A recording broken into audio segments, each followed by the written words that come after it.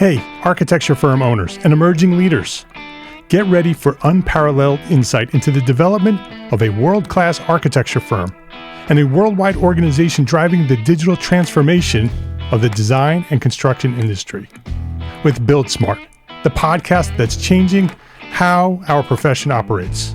We share the incredible stories behind innovation in the building industry with my friend and co-host, Patrick McLeamy, FAIA, former CEO of the international architecture firm, HOK. You know, Yamasaki's office or firm lasted during his lifetime. And when he passed away, I think that was the end of the Yamasaki office. Helmut did not want that. He wanted a firm that would live out and grow beyond the founders.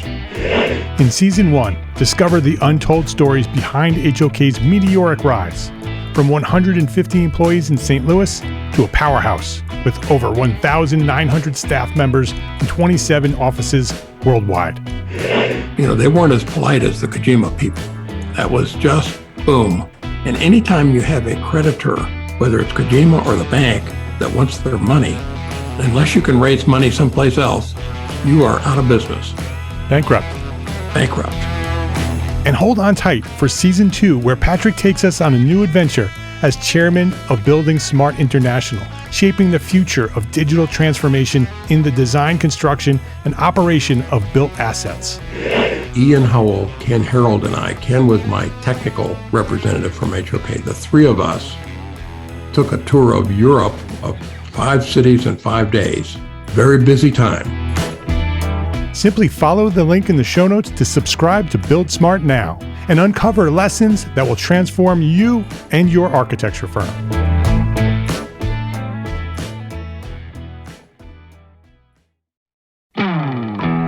Hey, architecture firm owners and emerging leaders.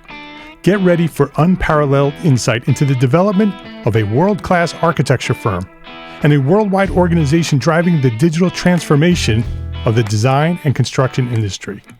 With Build Smart, the podcast that's changing how our profession operates. We share the incredible stories behind innovation in the building industry with my friend and co-host, Patrick McLeamy, FAIA, former CEO of the international architecture firm, HOK. You know, Yamasaki's office or firm lasted during his lifetime. And when he passed away, I think that was the end of the Yamasaki office. Helmut did not want that. He wanted a firm that would live out and grow beyond the founders. In Season 1, discover the untold stories behind HOK's meteoric rise, from 150 employees in St. Louis to a powerhouse with over 1,900 staff members and 27 offices worldwide. You know, they weren't as polite as the Kojima people. That was just boom. And anytime you have a creditor, whether it's Kojima or the bank, that wants their money, unless you can raise money someplace else, you are out of business. Bankrupt. And hold on tight for Season 2, where Patrick takes us on a new adventure as chairman of Building Smart International, shaping the future of digital transformation in the design, construction, and operation of built assets. Ian Howell, Ken Harold, and I, Ken was my technical representative from HOK. The three of us took a tour of Europe of 5 cities in 5 days. Very busy time. Simply follow the link in the show notes to subscribe to Build Smart now and uncover lessons that will transform you and your architecture firm.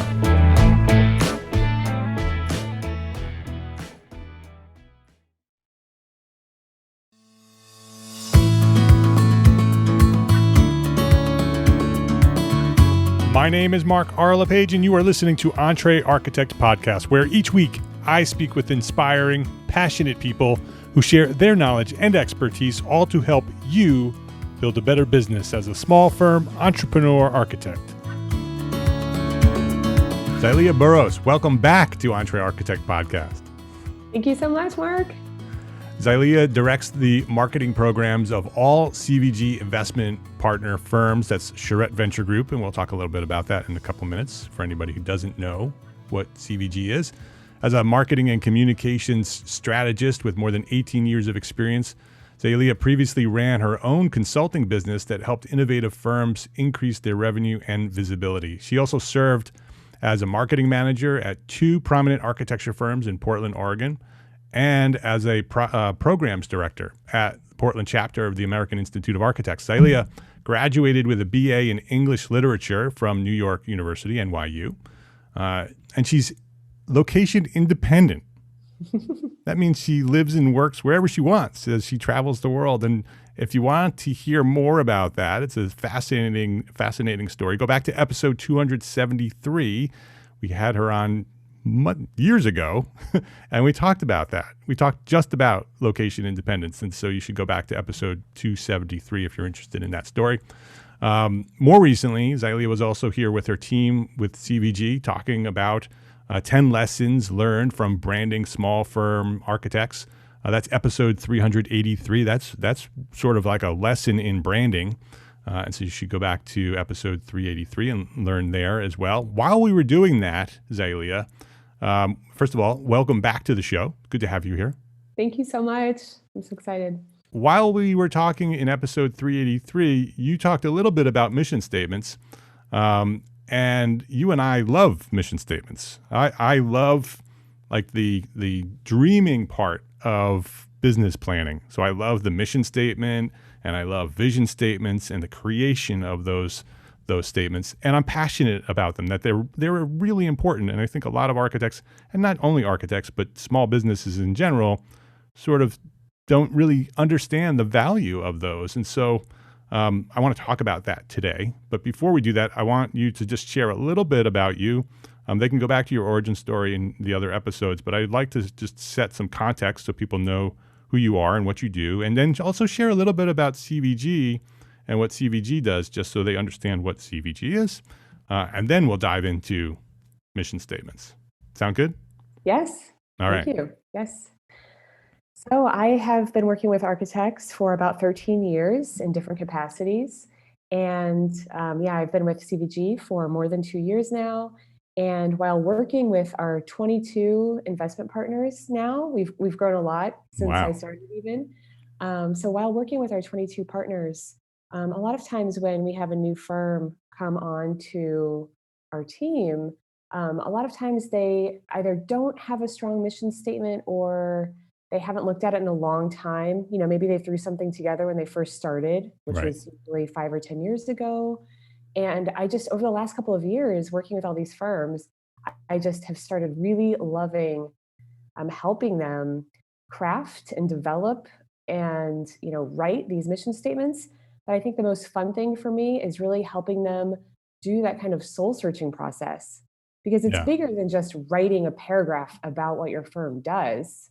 I think it actually, if you do it right, it can be a really powerful, like I said, soul searching exercise for firms and for founders to get back in touch with why they started their own firm. Yeah. It's much more than a bunch of feel good words that you sort of develop early on because you're supposed to, and then lock them up in your file cabinet and say, I have a mission statement. It's in that file cabinet over there. It's really important, and it's really a critical first step in developing a business, to understanding what that business is for, why you're doing it. And even if you have been in business for a long time, it is something that if you haven't done it, you should do it. It will help you. But like you said, Xylia, if you've done it and you haven't looked at it in a while, you should pull it out and look at it again, because we're going to talk about why it's important. First of all, what is it and why it's important? And then we're going to, in this episode, give you sort of a step-by-step how-to. And so this will be a place where you can come back and say, okay, how do we develop a mission statement that really is going to benefit us as business people? This is the episode that you can come back to. So why don't we start off, Xylia, with what is a mission statement? What is it? Mm-hmm. Yes. So there are lots of ways to describe a mission statement. The way I like to describe it is that it's an articulation of your firm's purpose, values, and simply what you do. It should involve the who, what, why, where, and how. But I like to also make sure there's emphasis on the why. Right. I don't know if anyone listening is a fan of Simon Sinek, like myself. I actually met him a couple years ago. Oh, cool. Very small talks in New York. It's very exciting. And I've also taken some online courses that he's offered during the pandemic. And I just really love that idea of, starting with why. And so, I think regular mission statements can cover the who, what, why, where, and how, and give them equal emphasis. But I really think that making sure the why is strongly articulated can set your mission statement apart and just elevate it.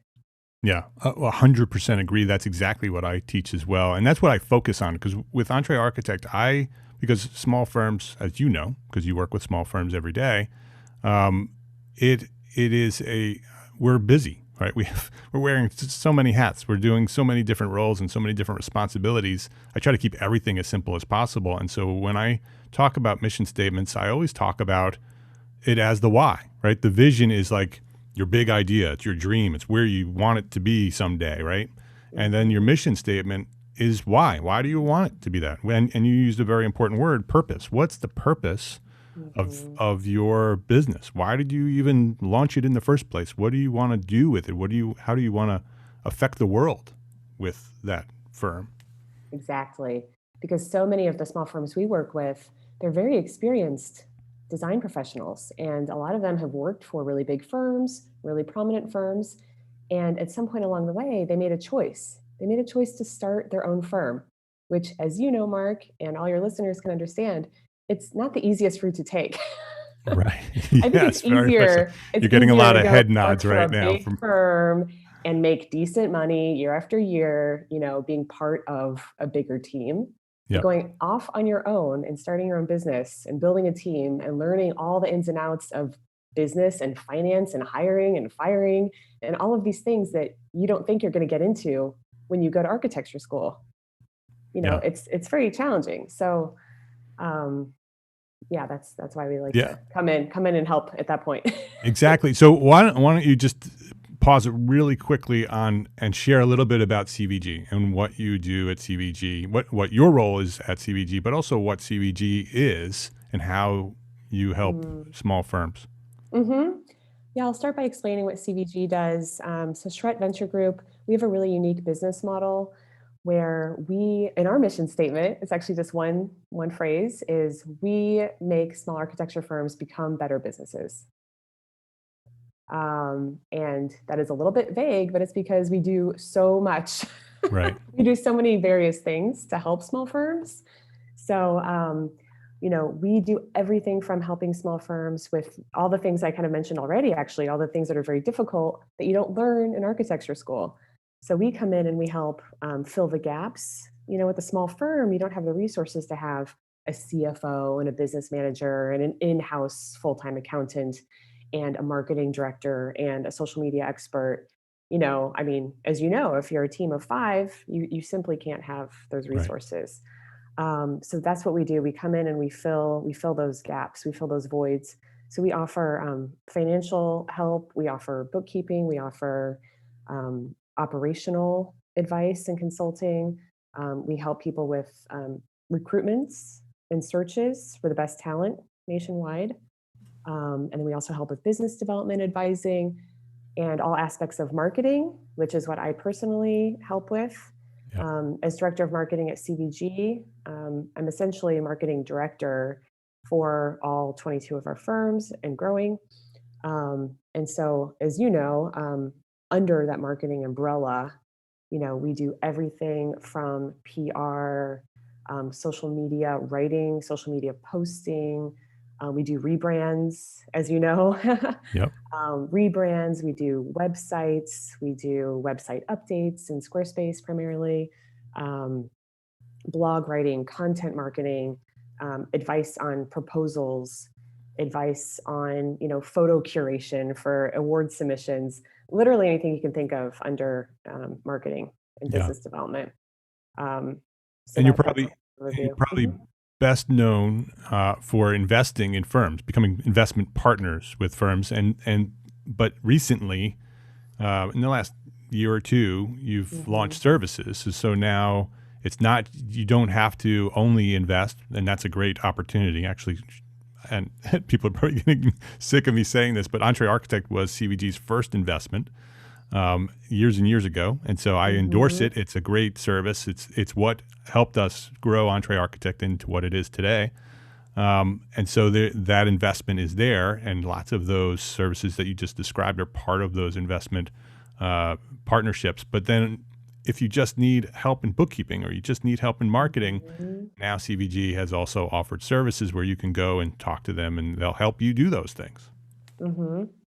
Yeah, thank you, Mark. Yeah, in the last year, we have opened our offerings a little bit more. So we do offer some one-off services in addition to the longer partnerships that are completely holistic and cover all the things I mentioned. Yeah. So yeah, we can really help most small firms in so many different ways. So Yeah. Allies and friends. So definitely go check them out. CharretteVG.com. All right. So back to mission statements. So we talked about what it is. Mm. Why is it so important? Why do you think that it's more than just a bunch of feel-good words that sort of define our purpose, but why is it really important to do it? And then how do we, let's start with that. Why is it so important? Yeah, I think there's actually a two-pronged approach from my perspective. I think that it helps internally, and I think it can help externally. So internally, I think that a mission statement for your firm can be a really good way to formalize your purpose, as we mentioned before, and also your design philosophy. So, the founder might be clear on why they started their own business, and they didn't just take the easier route working for an established firm. But maybe some of the staff they've taken on over the last 5 or 10 years they've been in business, maybe they're not aware of the purpose or intention behind the founding of this firm. And so internally, I think it can really help just solidify the purpose and also get all the team members on the same page, whether or not they were part of the founding. Right. So it's like this shared purpose. It can really set the grounds for shared purpose with the whole team. And I think that's really important because, lately we've seen it's been really hard for some of our firms for recruitment because there's a lot of competition right now. And, I'm realizing more and more that keeping really good talent is essential. And I think part of keeping really good talent and attracting talent is having those shared values and, just really all being clear on the purpose and intention and the goals of the firm. Yeah, it's a communication tool, right? So once you develop it, and if you develop it well, and it really defines who you are and why you're doing what you're doing, it becomes a communication tool for many different things. It becomes a communication tool for marketing. It becomes a communication tool for branding. Like you said, it's part of the culture of the firm, right? It sort of solidifies who we are, and the people who work for you now have this thing. This is who we are and why we're doing what we do. And I also often say that it's a great decision-making tool, right? That you have this thing, this is why we do what we do. And so when that big, great opportunity comes along, you can look at your mission statement and say, does that great opportunity match our mission, right? Is it going to strengthen our mission? Is it going to help us get closer to our vision? And if not, should we pursue it? And sometimes the answer is yes. Sometimes that's a great opportunity, right? And you rewrite your mission statement, you rewrite and you pivot and you go in that direction. But more often you say, no, that mission statement is really important. And that great opportunity is a great opportunity, but it may derail us from going where we want to ultimately go. And maybe it's a short-term goal, short-term opportunity that will take us in a direction that we don't ultimately want to go. And so that mission statement really is a great tool to say, it's a check, right? Does it meet our mission? If not, nope, I'm going to keep moving forward, and it'll give you strength and courage to say no to that amazing opportunity. I think that is the pinnacle of what a good mission statement can do. Definitely. Yeah. So let's talk about how to do it. Sure. How do we do that? Where do we start? Where do we start in this process, whether you're starting a new firm or whether you're pulling out the old mission statement and dusting it off and saying, okay, where do we start with this? What's the first step? Well, when I'm helping firms, write or revisit them, I personally like to see all of the existing content that the firm has. So if the firms are going to do this, on their own, I would recommend getting together, either everyone on the team, if you have a smaller team, or just the principals, create a task force group, I guess, create a Sure. group Yep. who's going to be focusing on this. Gather all of the existing content that describes your firm. So it could be your about statement on your website. It could be an existing mission statement. I like to look at every single social media outlet. If I'm doing this for a firm, doing it really comprehensively, I go on their LinkedIn company page, I go on their Facebook, I go on their house, their architizer, et cetera, et cetera, et cetera. Google them. Maybe they've been on your show, Mark, and Yeah. I pull everything that has ever described the firm, in the public space, and put them all together. And then I have an overview of what the firm has been saying about itself. That's how I like to start. That must be very revealing, right? Because you're taking everything that you are communicating to the world in every nook and cranny and bringing it all to one place and saying, here's what you're saying.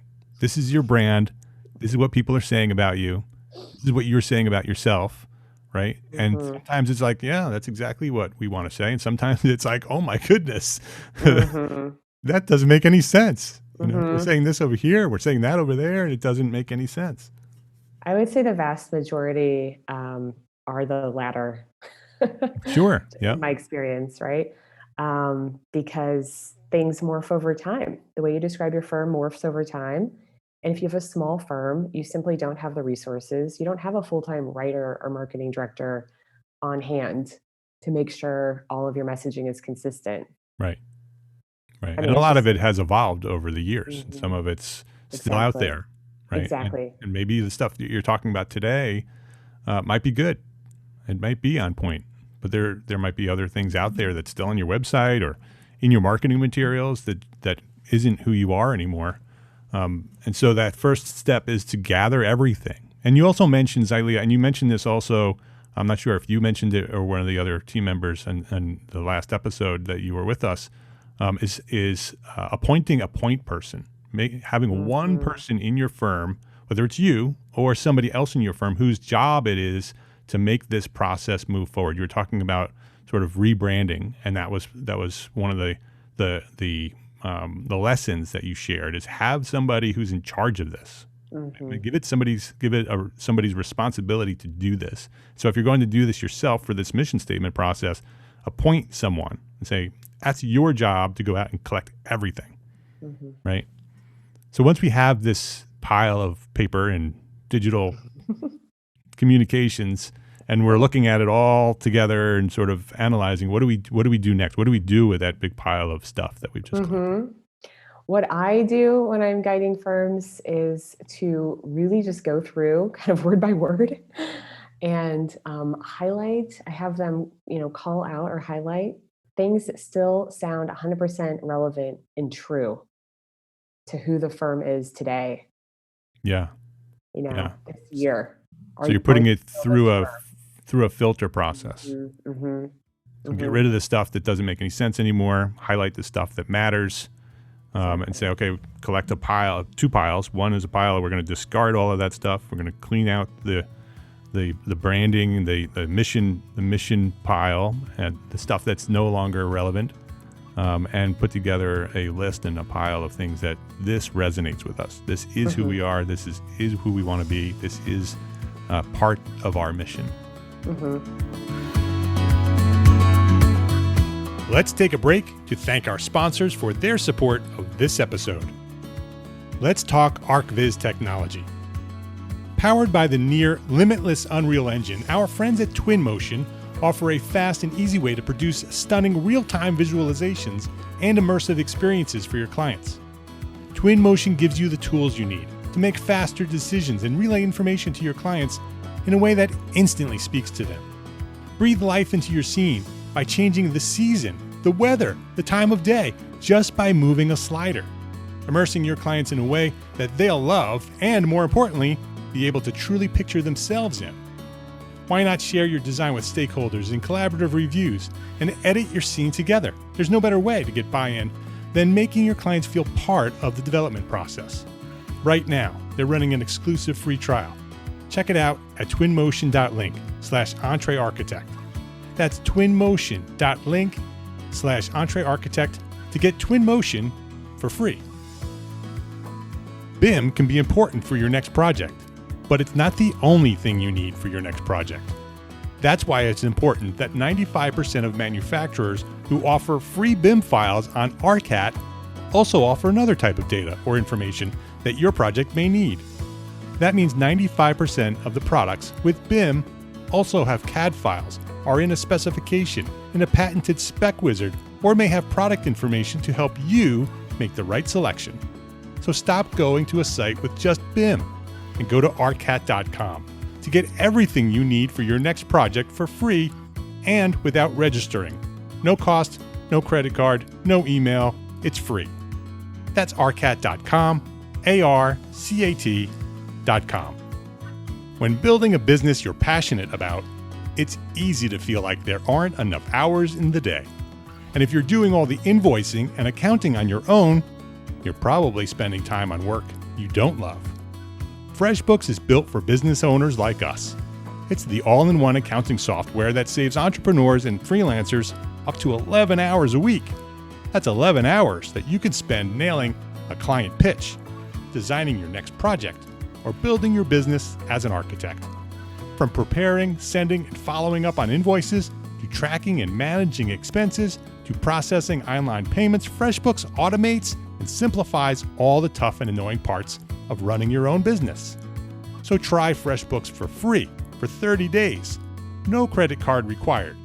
Go to EntreArchitect.com/FreshBooks and enter EntreArchitect in the How Did You Hear About Us section and get more time back to build the business you love. That's EntreArchitect.com/FreshBooks.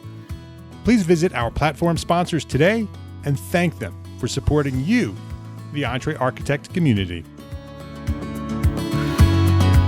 So now we have this pile of good stuff, and we've gotten rid of all the other stuff, right? And maybe we have to go back and scrub all the stuff that's no good, get that out of the mind and thoughts of the world out there. So you have to go back and clean up your LinkedIn and clean up your, or is that a step? Yeah. Is that a step down the line? That's down the road. That's down the road, Mark. Okay, so we're not there yet. We're still in two piles. We have a pile of good stuff, and we have a pile of stuff that's not so on point. So what do we do with the good stuff? So with the good stuff, you just put it together in a way that's compelling. I wish I could explain the creative writing process, but I mean, you really, you can have a writer in your, in your friend group or your family, or maybe there's a good writer on your team, ideally, and just have someone kind of help you work through that. My kind of a very simple outline is basically, what do you do? Who do you serve? Mm-hmm. Purpose is why you do it. Why are you in business? And how do you do it uniquely? Okay. So can you go through that again? So those are four questions that you should ask yourself, right? They're more of things that you want to make sure are in your final mission statement. Okay. I like to call it like your master mission statement, like the defining mission statement for your firm. Once you gather all the good content together, you just want to make sure when you transform that into a really solid paragraph or two, that it includes the following, which is what you do, who you serve, purpose, which is your why, why do you do it? And how do you do it uniquely? Okay. So this helps define who you are to the outside world and to your team. And it also should talk about who you serve, meaning your target audience, your target clients. Maybe it's a geographical location. Maybe you work solely in healthcare, so you want to define that, do you serve the people of the East Bay area, or do you serve, a certain market type, right? So who do you serve? Purpose is why you do it, your why, and then how you do it uniquely. So you just want to make sure that you are using some words and phrases that don't sound like everyone else. Yeah, and that's important, right? You don't. You want to differentiate yourself, right? And so, so those four steps that what do you do? Who do you do it for? Why do you do it? And what makes you unique is really important. And the who do you serve in the Build Your Brand, EntreArchitect Build Your Brand lexicon, we call that the ideal client. That's what we want to find. Who is that ideal client that not only do we want to work for, but we resonate with, that this is who we are, this is why we're here, and there's a segment of the population out there that when they hear that's who you are and that's what you do, they feel good. They get an emotional reaction to that. And so that's your ideal client. So that's who you should be serving, and that should be who you should be identifying here. Definitely. And this is a fun place for me to remind everyone that your mission statement and really all of your content, on your website and your proposals, et cetera, they should be directly speaking to that target client. Right. Right. You don't want the mission statement to be entirely inward focused and, kind of self-congratulatory or whatever it is. I mean, your content, all of your content and messaging should appeal to that exact target client. Right. All of those steps, that what do we do? Who do we serve? Why do we do it? The uniqueness of who we are and what we do should all, while you're developing it, think about that ideal client and how they're going to react when they read that mission statement. Because that mission statement may be the one thing that gets you that job, that differentiates you from everybody else, because that mission statement resonated with them. That they read that and they're like, oh, this is the firm that I want to work with, because that's me. That's where I want to be. That's who I want to work with. Mm-hmm. So once you answer those questions, and like you said, we can't really go through a writing course here, but it needs to be crafted in a way that sounds good, right? That answers those questions in an elegant way, and it's written well, and you have your punctuation right and your capitalization right, because you don't want to make those kind of mistakes. And then what do we do with that? So we have this statement. We've answered those questions. Those questions are clearly communicated. We've identified that they can be used in your communication. They can help build your culture. You can use them in your marketing and your branding. So once we have this statement, what do we do with it? The first step, I would say, once you've developed it in-house and everyone who needs to sign off on it has signed off on it, sometimes people want everyone in their firm to, get behind it and sign off on it, which is fine. So once that is done, I would actually have, if you have a client that's you consider a close friend, or something like that, I would actually have someone like that look at it as well. Yeah. Before you officially roll it out. That's what I'd recommend, having someone who is exactly your target client. Again, probably a former client who's become kind of a friend, someone who sends a lot of referrals your way, a trusted colleague, that kind of thing. Yeah. I would have them look at it and also have someone officially proofread it as well. So let's say that's happened. And you're ready to roll it out. And that's important, because you want to check to make sure that what you think it actually is, right? Because you're not your ideal client, right? Your ideal client is your ideal client. And so you want to make sure that what you're writing here is actually doing what you want it to do. Right. Definitely. And so once it's been finalized, it's been vetted, all of that, then again, I consider kind of the master bio as the full statement, whatever that is. It could be a sentence, it could be a paragraph, it could be 2 paragraphs. And then I would have the full statement on your website. So some people use it in place of an about statement or synonymously with an about statement. Some people, I've seen a lot of small firm architecture websites, they have about and then they have mission. And that's fine too. You want to put it somewhere in your website. So either use it as your about statement or call it out separately as your mission. So definitely make sure that the content on your website is updated after this is developed.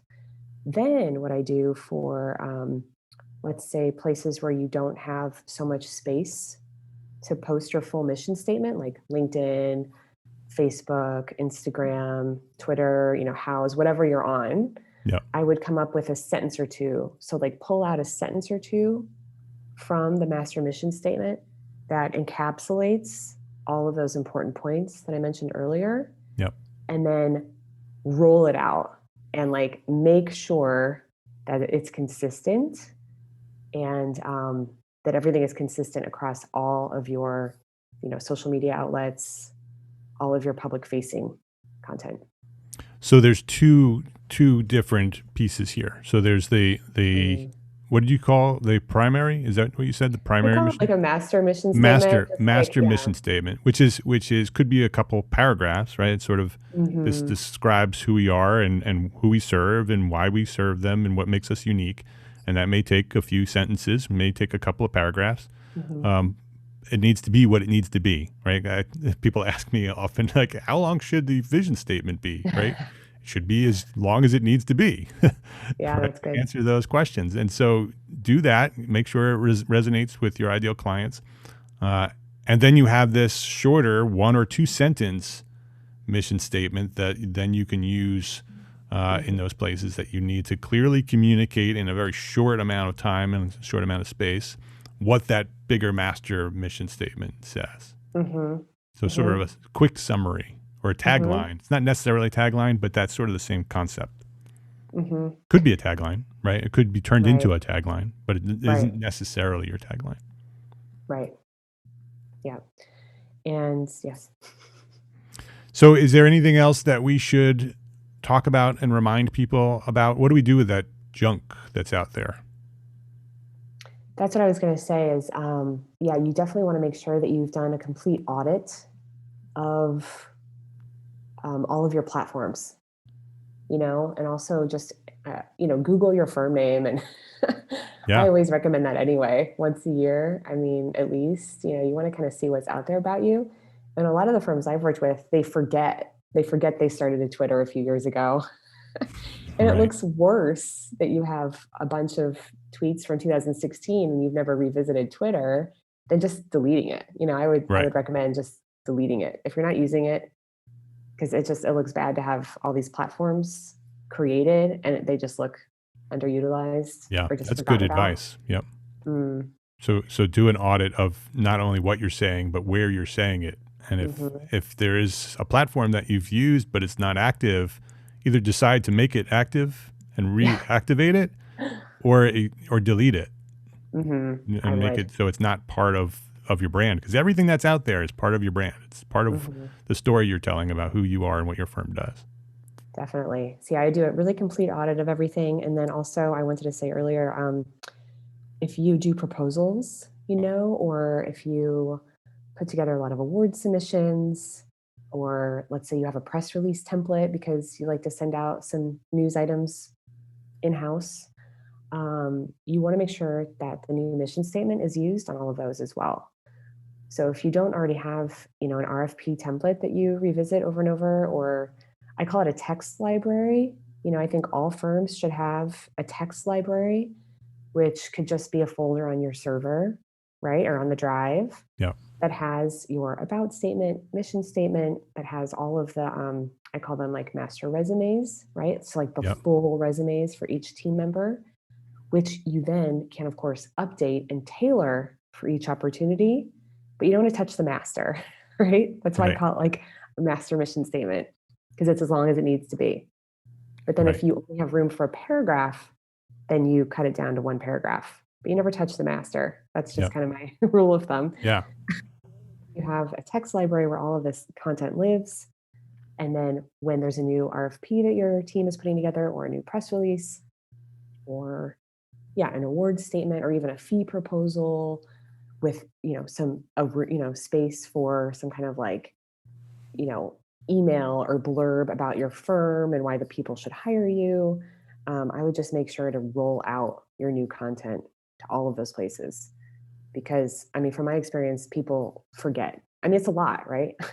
Yeah. So that's a great idea, though, to have that folder of these are the words we use, right? These are the words we use. Whether you're rebuilding your website, or you're doing a proposal, or you're teaching your teaching your clients and your staff the story that they should be sharing with their friends and their network and their clients and their contractors, right? These are and that's beyond the mission statement, but the mission statement is part of that. But I love that idea that all of the communication, all the words, all the sentences, the paragraphs, it's all there in a folder where everybody can access and say, this is the story that we're telling. And this is where you pull it from. So when we want to share our story, this is where we share it from. Mm-hmm. Keeps everything very consistent and on point and on brand. Definitely. You actually made me think about something else, Mark. I helped a firm a couple years ago develop elevator pitches as well. And so that's something that you can do in addition to the mission statement, because I mean, mission statements should be kind of professionally written, usually in the third person, and they just sound different than if, a principal on your team is literally in an elevator with a potential client. Right. You don't say, XYZ firm does this, Right. Yeah. Yeah. And so that's something else you can actually develop once the master mission statement is finalized, is actually coming up with an elevator pitch that sounds more informal, more first person, and roll that out. Like make sure everyone on your team knows it by heart and feels comfortable actually talking about your firm in that way, in case they do run into someone and they need to share really quickly what their firm does. Right. And that's why the mission statement is so important. Going back to the very beginning of this conversation, why is this so important? Because this is the foundation of everything else that you're going to develop for your brand, whether it's your tagline or it's your proposal, it's your elevator pitch, right, is a conversational version of the story you tell about who you are and what you do. It all comes from your mission statement. That's where it starts, right? The vision is the big idea, where you want to go. The mission is why we want to get there. And then everything is built off of that. And that's what helps you build a brand. And the brand is what brings in your ideal clients. And that's how it all starts working, right? And that's what CVG does. That's what we're teaching here at EntreArchitect. And this is the start. This is the very beginning of it. So if you're thinking about starting an architecture firm, start thinking about vision and mission statements. If you've already built an architecture firm and maybe it's not working the way you want it to, right? You're not getting the clients that you really wished you could get. You should go back and take a look at your mission statement, because that may be the key to helping you build the rest of what you need to build in order to attract those clients that you do want. And so this is the first step. You can't do the rest of it without the mission statement. You can't build a brand well without understanding who you are, who you serve, why you serve them, what makes you unique, right? All those things are critical to everything else that you need to build. So this has been fantastic, Xylia. I appreciate you coming by here and sharing, all this information about what it is, why it's important, and the steps on how to do it. I hope everybody is listening and going back to their mission statements and pulling them out and checking, making sure they're on point. Before we wrap up, I wanted to ask you one question that I ask everybody, and it may be relevant to what we're talking about today. It might be completely different from something that we're talking about here. But what's one thing that a small firm architect should do today to build a better business for tomorrow? I'm going to answer just according to what we've been discussing, because it's the first thing that came to my mind. Yeah. Is get clear on your target client. That's very good advice. I would really say to do some deeper thinking about it if you have never done that before. Because I've seen also a lot of firms that are new, they're reactive, They take clients based on who's calling. And I think one of the outcomes of a successful branding process and mission statement process is that your ideal clients will find you, but the key word is your ideal clients. Right. So I think really getting clear and actually doing some exercises like writing, I called it a client avatar. I had explained this to a client this week. They're like, what's a client avatar? Yeah. That's just one way to put it. But it's basically, pick a favorite client you've worked with in the last 5 years, right? The project was fun. The project elevated your firm. It got you a little closer to where you want to go. Yeah. It was profitable. Thank you. Thanks. It was profitable. It wasn't a big headache. The client's now become a friend. Think about that dream client, right? And then write down they're 55. They do XYZ for a living. They live here. They drive XYZ, or they bike solely, You know what I mean? Like, who is this person? What do they read? What do they watch? What do they care about? What are their core values? And just have it be fun. Like, just write up a whole page. Who is this person? And then revisit your messaging and make sure that it's appealing to that exact person. Yeah. It's super important. Those are the keys, right? We're talking about the foundational elements of business. These are the things that you have to do in order to get to where you want to go. You can't just hang up a shingle and say I'm an architect and hope that it works out. It doesn't work out. Let me tell you, I'll give you the short story. It doesn't work out. You have to put in the effort and put in the hard work to build the foundation, so then you can build this strong firm on top of that. Her name is Xylia Buros. You can reach her at charrettevg.com. That's Charrette Venture Group's website, charrettevg.com. And Xylia is available to help you through this process. If you want to go over there and work with her, they do services over there, all kinds of services. So check out charrettevg.com. Xylia, thank you for what you do. Thank you for what you do over at Charrette, helping small firms be more successful. It is as a passion of mine. It is an important thing that I believe in this world, that architects become stronger business people, because that's how this profession gets stronger. And when the profession gets stronger, the world is changed in positive ways. And so Charrette is doing a fantastic job over there helping small firms grow, and you're a critical part of that. I appreciate you for that. And I thank you for coming by here today at EntreArchitect Podcast and sharing this valuable knowledge. Thank you so much, Mark. It's really been a pleasure. And thank you for everyone listening. If you liked this episode of EntreArchitect Podcast, please share a rating, write a review, and share a link to this episode with a friend. That's how you could help grow EntreArchitect Podcast.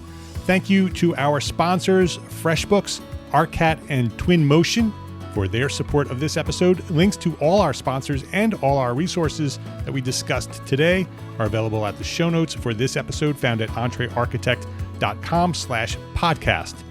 EntreArchitect is a member of the Gable Media Podcast Network.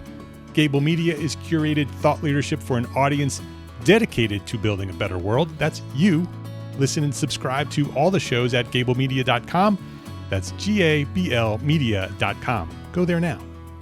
And check out EntreArchitect Academy membership. Ready to edit business resources for architects, live monthly business training for architects, a supportive architect community, and Simple Systems, our new business system program developed for you, the small firm entrepreneur architect. It's all waiting for you right now at EntreArchitect Academy membership, including AIA continuing education learning units. Yep, they are there too. EntreArchitect is there for you. Come join me and hundreds of your entrepreneur architect friends. Visit entrearchitect.com/join to enroll today. Thanks for listening today. Love, learn, and share what you know.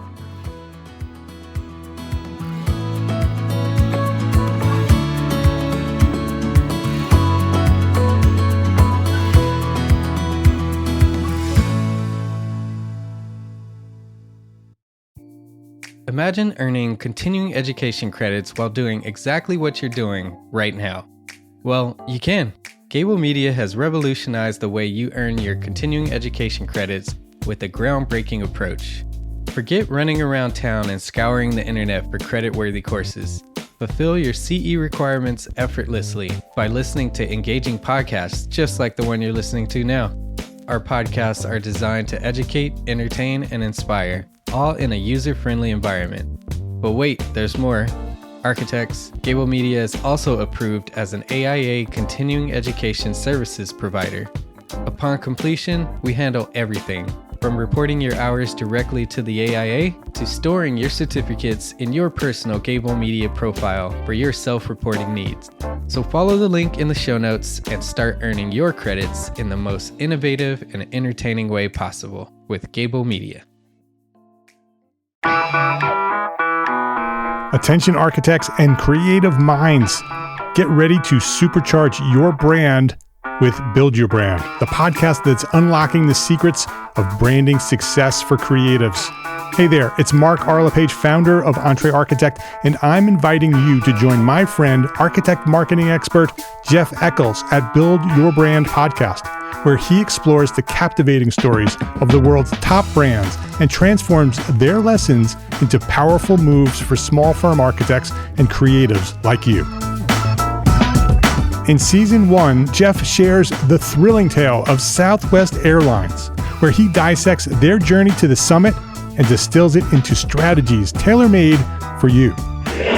It's important to keep in mind that companies like Southwest compete in the real world, just like you, and face real-world challenges, just like you.